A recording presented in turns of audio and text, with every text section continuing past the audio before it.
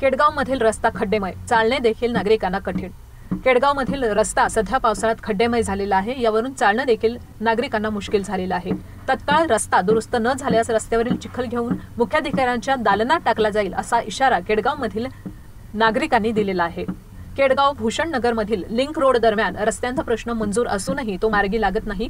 या भागातील नागरिकांनी वेळोवेळी निवेदनं संबंधित अधिकाऱ्यांना दिलीत।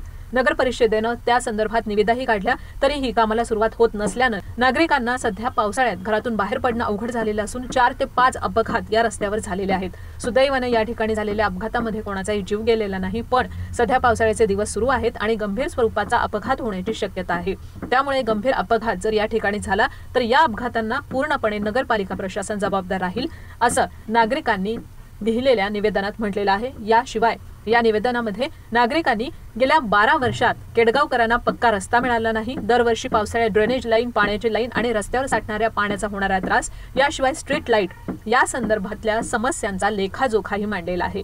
नागरिकांच्या या समस्या जाणून घेण्यासाठी यावेळी नागरिकांसोबत आदित्य बल्लाळ, जयेश कोके, संग्राम जगताप, श्रीकांत निंबाळकर आणि मनोज पारखे आदी उपस्थित होते।